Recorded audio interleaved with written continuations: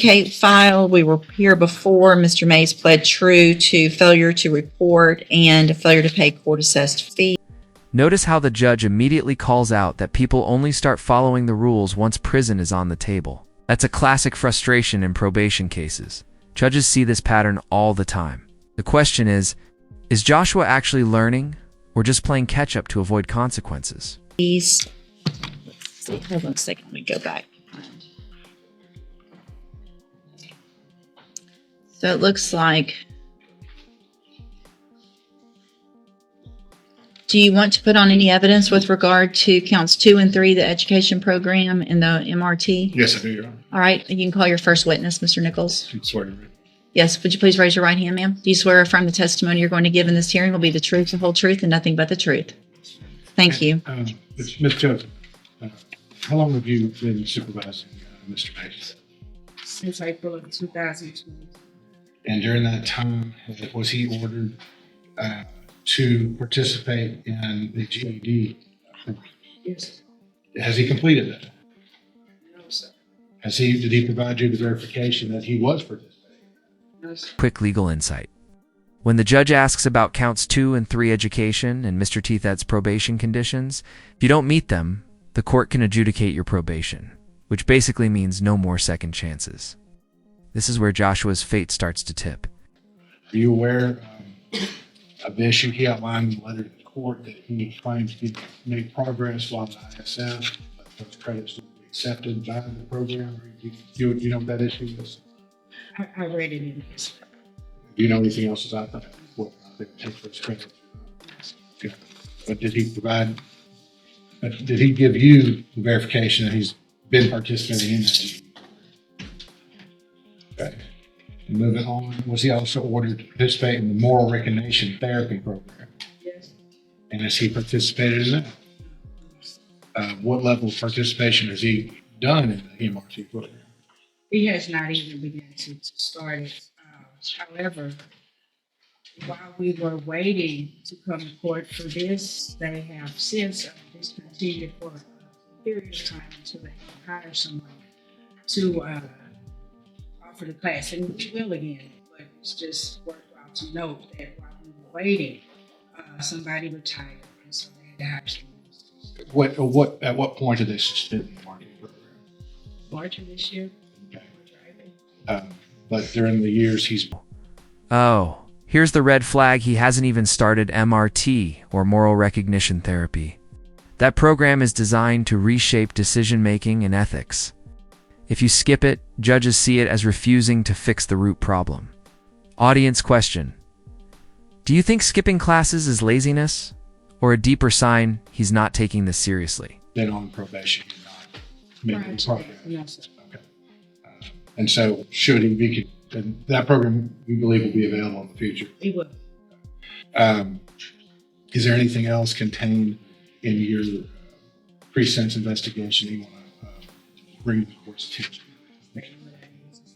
Thank you. I'll pass the witness. Thank you, ma'am. Mr. Kimler? Have you checked the ISF facility to see if they have a GED program? They for a fact do, sir. Did you check to see if he participated in it? Did you check to see if he participated in it? Didn't mention anything about it until after his release from the facility. My question is, did you try to No, check? I didn't have a reason to. He didn't say that he had participated in that until after his release. No, not trying to put you in a defensive posture. I'm just wondering if there's been any kind of independent attempt by the probation department to corroborate what he said about participating in the program. He didn't present any documentation. So my question- He didn't check with ISF to verify what he said. But just to be clear, ISF does in fact have a GED program. They do. Has he maintained employment while he's been in probation? He has. So lack of a GED. And again, the GED is worthwhile on its own merits, but it doesn't seem to have been impacted his ability to maintain employment, the lack of the GED.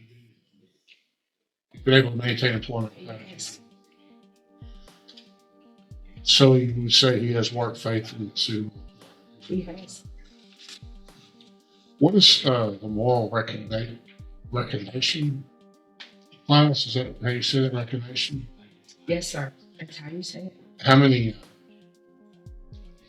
sessions is that? 8. Over a week, once a week, or once a month? They present one lesson each week until they have finished the course. And it's a progression, then they're different classes. It's like a progression from 1 through 8. There's So you a would have book that they have to purchase, and they do each chapter in the book until they have completed it. In sequence, right? Yes. In sequence. So he would need at least 8 weeks to complete that if you took one session per week. Is that right? Yes, sir. Has he maintained the proper demeanor with you? Yes, sir. And as far as his reporting, he certainly hasn't become an absconder. Is that right? He's been an has- absconder 3 times. Well, I mean, as far as what she's concerned, has he maintained contact with you, or has he become? Since his release from custody, yes. He's maintained contact Yes. and reported this directly. Yes. In your report, you seem to indicate a willingness, a reluctant willingness, perhaps, to have him continued on probation. Would you agree with that? I hesitated to recommend that he be continued. Did you recommend that or not? Boom caught as an absconder 3 times. That's legal speak for when off the grid while on probation. For judges, that's a massive trust breaker. Think about it. If someone can't even show up when they're given freedom, why should the court keep trusting them? My statement was that I hesitate to recommend should the court decide. So I'm really leaving it up to the court because I don't want to make a recommendation. So you don't have a recommendation. So you're not recommending that he be revoked, but you're not recommending that he be continued. Is that true? But if the court were to see fit to continue him, then you would suggest extending him a year to give him an opportunity to complete the GED, pay his fees, and I guess at this point, once you all get somebody hired to do the Moral Reconation Therapy class. Is that right? Right, and I also recommend you come back to verify. Every 6 months. Yes, Sure. because he has a habit of not reporting. And of course, you could notify the court about that, schedule a hearing, holding this in advance, right? These allegations. I'm not holding. Yeah. Okay. Go ahead. I was just, that's what. Yeah.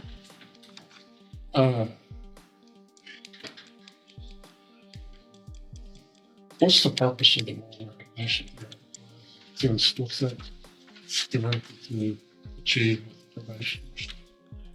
It's to teach them moral standards, have a sense of ethics and values, as well as other life skills. To what end? Keep them from reoffending? Yes, Be a good citizen. yes, sir. Has he reoffended since he's been on probation? No, sir, he has not. That's I have another question concerning those allegations. Your Honor. Thank you. So, concerning those allegations, number 2, Here's a fascinating legal wrinkle. Mr. D isn't just busy work, it's meant to instill ethics, accountability, and prevent repeat crime. The witness even admits Joshua hasn't reoffended, which helps him. But the judge is asking, is not offending again enough? Or do you need to actively complete the programs too? and number 3, I am going to find those true, that there's sufficient evidence to find counts 2 and 3 true. And so what, the ISF that he went to, it doesn't say if it was cognitive or, do you know, Mr. It would have been a combination of both at the time. It was substance abuse cognitive intervention tract because he tested positive for THC. So he went, back then you could do both. You can't do that now. I don't think. Based on what they're offering at this point. But yes, he went for cognitive as well as substance abuse. Okay. And we're referring to the admin hearing from January 15th of 25, Your Honor. Thank you. Indicates that on January 12th of 2024, that it was recommended and approved that he, or on the 23rd, sorry, that he was successfully complete ISF cognitive and substance abuse tracks. So is that a 6-month program? It is a 90-day program. So, both staff. I think they changed what they offer now, but substance abuse now, and then it's a cognitive and then relapse. At this time, they combined substance abuse and cognitive tracks. I think you wanted to address the court to he has written the letter. I've read the letter as well. Mr. Mays? With the transcripts, I have you in my photo. When I went to the GD to work with him, the lady said that she couldn't take him, so I started doing GD on my own, like on my phone. I ain't got to work out complete the classes on my own. I just brought to attention, but I have been doing a different classes and stuff. Why didn't you bring it to her like you're supposed to? No, Okay.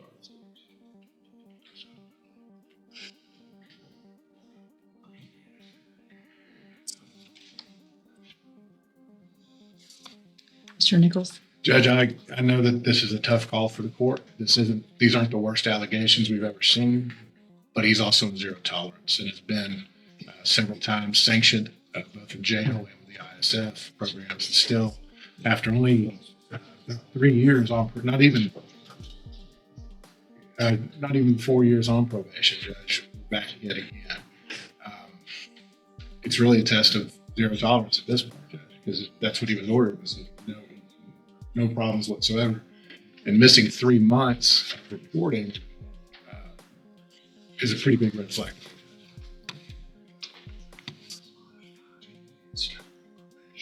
You look back at something.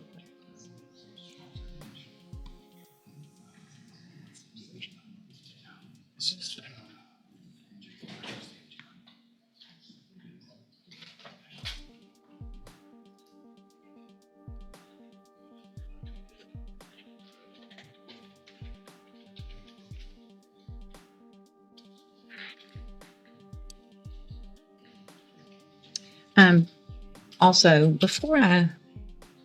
And there it is, zero tolerance. Yes. Probation deal wasn't supposed to have wiggle room. But Joshua's missed months of reporting, skipped programs, and piled up sanctions.